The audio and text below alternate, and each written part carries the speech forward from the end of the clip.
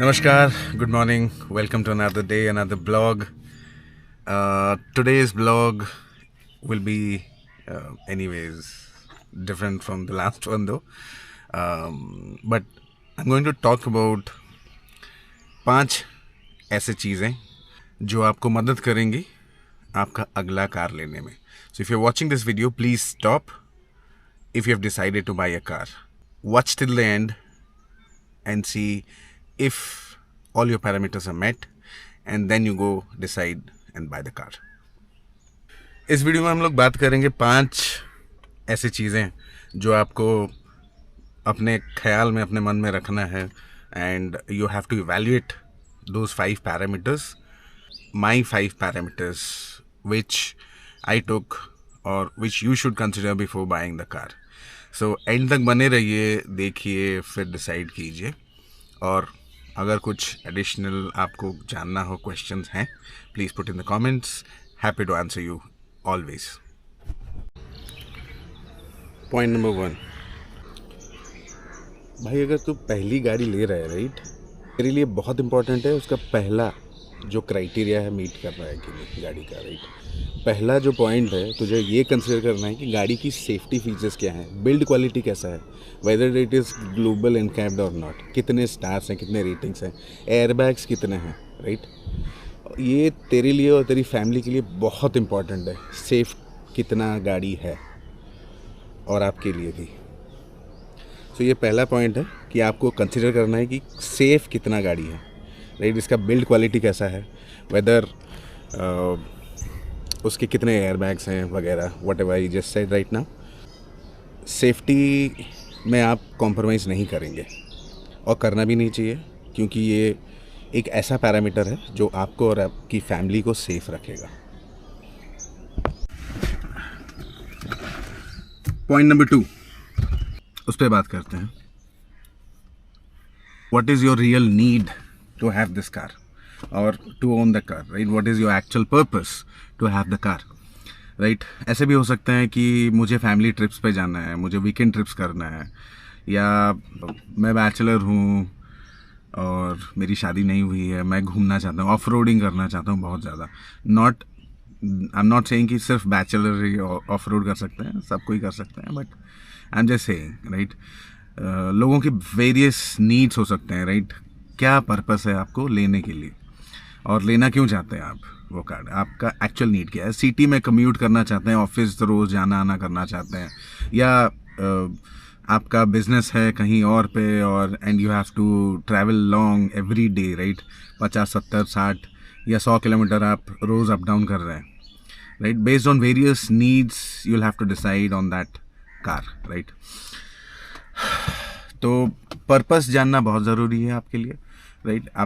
आपके पास अगर बहुत ज़्यादा पैसा है then you can go for a sports car or whichever car you want. That should not hamper, but ये एक necessary point है जिसको आपको consider करना चाहिए कि purpose आपका clearly defined होना चाहिए, that what exactly do you need in the car or what do you need that car for, right? Point number 3, maintenance and reliability of that car, right. How much does it cost to maintain that car? इसकी reliability कितनी है, इसके service networks कितने हैं हर जगह पे, whether it's easy on your pocket to maintain that car, या इसका सर्विस नेटवर्क जो है आपको वो भी चेक करना है कि आपके सिटी में सर्विस सेंटर्स हैं कि नहीं, right. If you belong to tier 2 और टायर 3 सिटीज़, वहाँ पे मोस्टली जो फॉरेन ब्रांड्स के कार्स होते हैं, राइट, उनके सर्विस सेंटर्स नहीं होते. फॉर एग्जांपल आप जीप ही ले लो, उसके सर्विस सेंटर सिर्फ टायर 2 सिटीज़ या टायर 1 सिटीज़ में मोस्टली होते हैं, राइट. टायर 2 सिटीज़ में मैंने कभी नहीं देखा, स्पेशली उड़ीसा में तो सिर्फ एक ही सर्विस सेंटर है, एक ही शोरूम भी है basically. That is what matters, right. And I used to stay, और बेसिकली मेरा जो घर है it is like 200 kilometers away. So if I visit home, sometimes I have to go back to the service center to do that. So you'll have to keep that in mind as well. आपको वो चीज़ हमेशा ध्यान में रखना चाहिए कि service network कैसा है, उसका सर्विस कैसे देते हैं वो लोग, राइट. और मेंटेनेंस कितना पड़ता है, कितना खर्चा आता है. बेसिकली आप प्रीवियस यूट्यूब वीडियोस चेक कर सकते हैं उसके, कि लोगों ने बहुत जितने जो भी कार आप डिसाइड करें, right, you can search in YouTube for their actual service cost and maintenance expand. I have a YouTube video which actually explains about jeep service का कितना एक्चुअल मेंटेनेंस कॉस्ट आता है हर साल का. मुझे या that is third point and one of the most important point for you to consider before you are even thinking of buying the car. Point number 4. So चौथा point ये है कि आपको ये भी consider करना है कि माइलेज कितना देती है, right? This is basically for people who are actually buying the car for the first time. Fuel efficiency इसका बहुत important है. आपको अगर लगता है कि ये जो गाड़ी आप ले रहे हो माइलेज नहीं देती है, तो it is basically a waste of your money, right. Affordability भी बहुत बड़ी चीज़ होती है. अगर आप अफोर्ड कर सकते हो तो डेफिनेटली बेझिझक आप कोई भी गाड़ी ले लो, should not bother, right.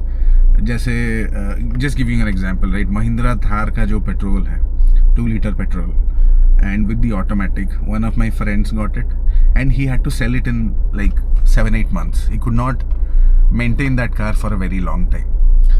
City mein it was giving like 7 and 8. Doesn't make any sense, right? आपके पॉकेट पे तो बहुत ज़्यादा पिंचेस आएंगे, छेद हो जाएंगे बेसिकली. आप सोच लो, अगर आप पेट्रोल 2 लीटर वाला महिंद्रा थार लेते हो और 6-7 की माइलेज या 8 की माइलेज देती है, then it is right gone. But yeah affordability is another point जहाँ पे आप डिसाइड करोगे कि ये चीज़ आप अफोर्ड कर सकते हो, राइट. अगर पेट्रोल गाड़ी ले रहे हो, आप छोटी सी कार ले रहे हो, उसका mileage it's not more than 20 kilometres और 18-20 kilometres, then I don't think it make sense at all. क्योंकि आज के डेट पे BS6 इंजिन जो आ चुके हैं, राइट, दे मोर वेरी एफिशिएंट, राइट. और सारे एनवायरमेंटल नॉर्म्स भी वो लोग पास करते हैं. So it is very good. Petrol engines या even diesel engines, right, BS6 वाले जहाँ पे आप DF डालते हो to basically comply with the BS6 norms. So these are the major parameters. चौथा वाला जो हमने बात किया अभी, फ्यूल एफिशिएंसी, राइट. अगर आप EV कंसिडर करना चाहते हो, then you will have to look at कितना आपका कम्यूट होता है, कितना रोज़ का आपका डेली कम्यूट होता है. लेट्स से 50-60 किलोमीटर्स आप रोज़ ट्रैवल करके अप एंड डाउन करते हो, then definitely it make sense कि आप EV ले लो and then you keep on charging it. But then again electricity bill भी आता है, right. Depends on the kilowatt hour. Battery का कितना कैपेसिटी है उसी पे भी डिपेंड करता है. आप चार्ज करोगे दिन रात का and then you do the commute.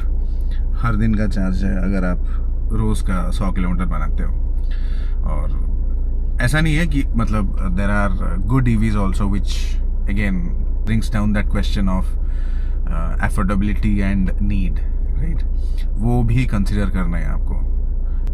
किया की जो EV6 है, right, it is way costly than normal. या Hyundai का जो Ioniq 5 है, लुक्स अमेजिंग, फ्यूचरिस्टिक दिखता है पूरा, comes out of movies, like back to the future वाला कार है वो.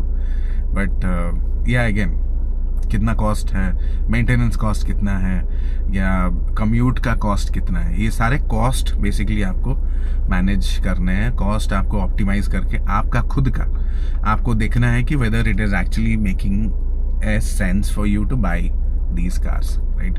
फ्यूल EV के बारे में भी हमने बात कर लिया, राइट. मेरा ये मानना है कि but you are able to afford it, आपके पास बहुत ज़्यादा पैसा है, स्टिल ये सारे पैरामीटर्स आपको देखने ही देखने हैं, right.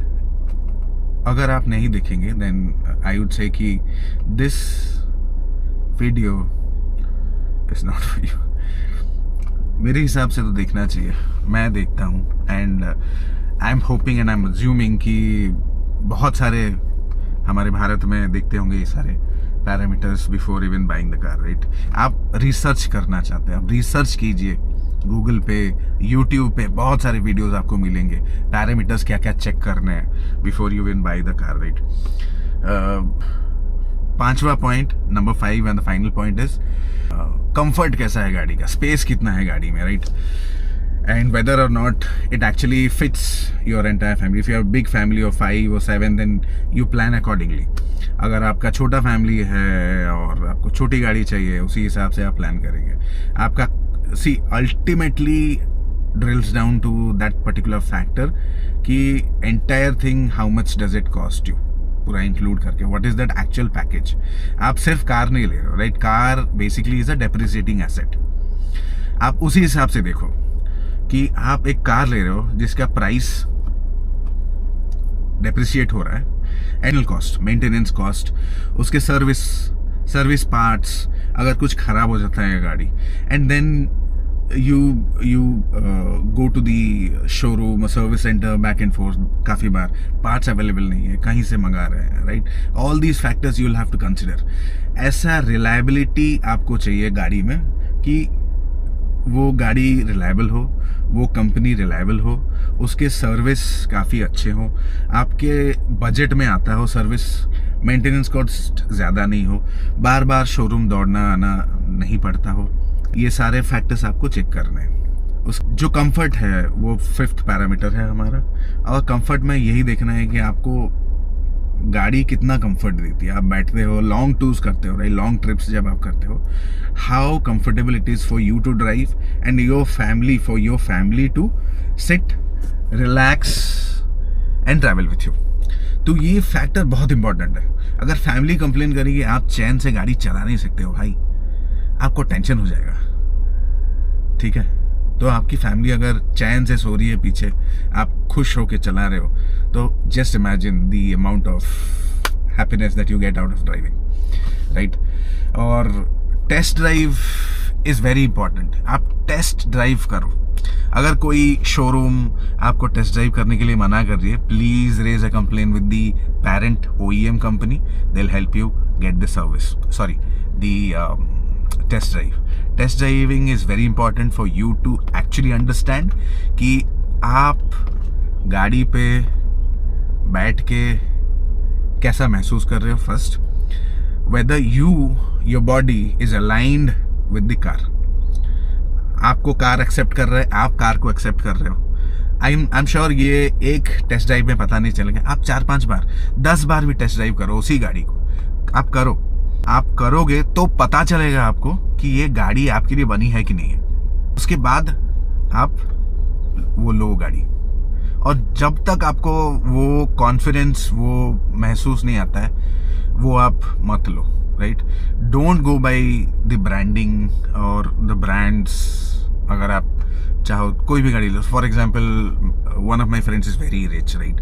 And he can afford a Lamborghini, he will go for a Lamborghini. But if you tell me, should I go for a Lamborghini?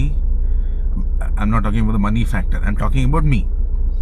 तो मैं 6 फुट का बंदा वहाँ पे बैठूंगा Lamborghini में एंड चलाऊंगा। I'm sure 5 minute, 10 minute, 15 minute बहुत मजा आएगा, उड़ा के चलाऊंगा मैं। But whether actually my body supports it or whether the car supports me, I cannot drive it.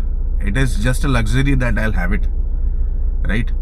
आपको कंसिडर करना है आप नेसेसिटी क्या है, आपको वेदर वो कार आपको हेल्प करेगी इन द लॉन्ग रन और नॉट, राइट? और एक बहुत इंपॉर्टेंट चीज़ हमने बताना भूल गया मैं, रीसेल वैल्यू, राइट? वो भी एक बहुत इंपॉर्टेंट फैक्टर है। अगर आप 2-3 साल में, 4 साल में या 5 साल में गाड़ी चेंज करना चाहते हो, right? You definitely want to upgrade. If you are driving a car, everybody wants to upgrade. आप अपग्रेड करोगे और तब तक आपका ये भी जानना है कि ब्रांड वैल्यू कैसा है उसका, वेदर और नॉट ये रीसेल होगी तो आपको ज़्यादा परेशानी नहीं होगी। But for example I am giving you Toyota या Maruti, right? They are hot cakes. वो उनके resale value amazing, right?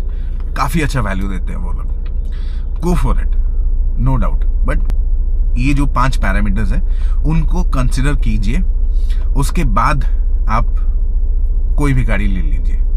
I do not have a problem. I mean, of course, I do not have a problem if you do not consider these 5 options or points as well. But still,